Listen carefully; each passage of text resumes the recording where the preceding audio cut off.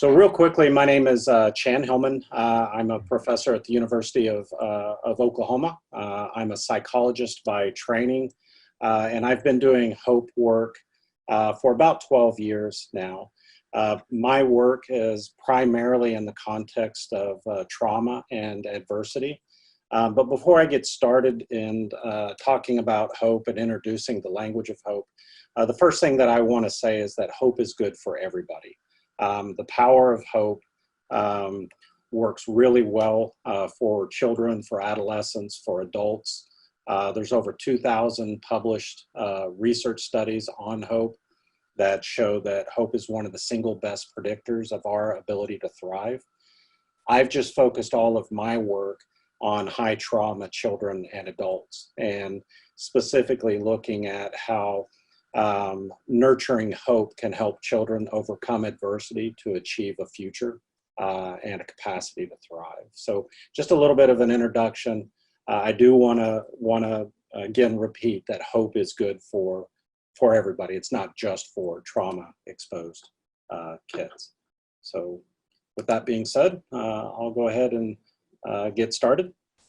So historically, as a psychologist, I basically was trained with this framework of trying to understand what is wrong with people. And so whenever I would work with a child or an adult, I would start with this framework, whether I asked the question or not, but it was from this idea of what is wrong with you.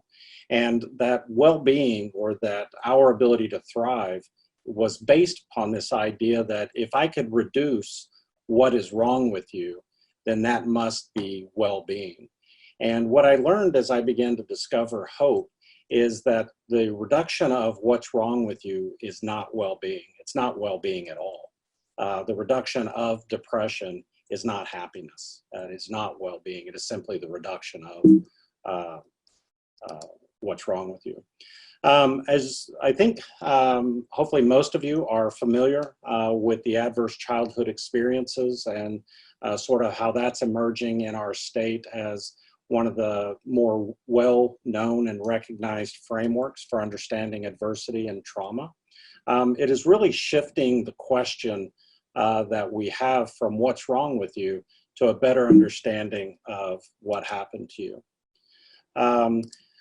Just real quickly, and again, I'm going on the assumption that most of you are familiar with the adverse childhood framework, but it's based upon this idea that if you've experienced one or more of these 10 adversities in your childhood, it has significant repercussions across the lifespan. And the basic pattern is that an increase in these adversities lead to an increase prevalence of risk behaviors, drinking, smoking, sexual activity, etc., which ultimately leads to these adverse health consequences long term.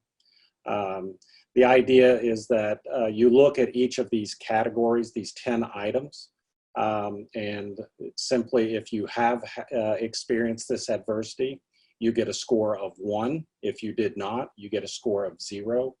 And so an A score ranges from 0 to 10. The higher the score, the higher level of adversity. So I just really want to couch this adversity, and all of the research that we know about adverse childhood experiences is really based upon this national prevalence. And the Center for Disease Control does a national scan in the United States every few years. This is from the 2016 data, studying about 70,000 adults across the US. Just a couple of real quick takeaways from this. First of all, is that about 36% of the population has an A score of 0. What that really means is that most of the people in our communities, 2/3 of the adults, have an A score of 1 or higher. The other thing is that the adverse childhood experiences produces what's referred to as a dosage effect. The higher the number of adversities, the higher prevalence of these adverse outcomes. What I'll say is that the average ACE score nationally is a 1.61 out of 10. So what I want to talk about is the research that I've been doing and thinking about the children in your school systems. So for instance, again, the national average is a 1.61.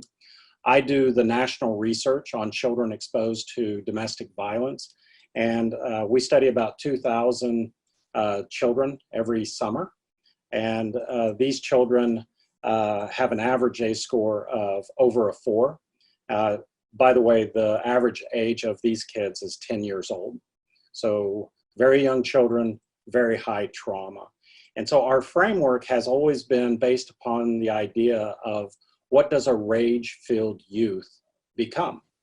And so we have to find strategies to interrupt that process.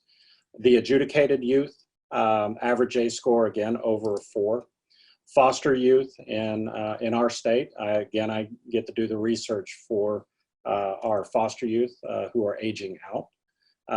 So what I want to highlight is that while the national average shows that score of a 1.61, the children in our schools are increasingly becoming a much higher rate of adversity.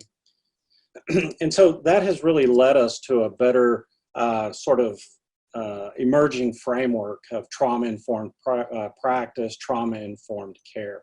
And the only reason I want to really bring this up and then transition is because what I want to highlight is that oftentimes we think about trauma-informed care from the framework of the students being served or clients being served.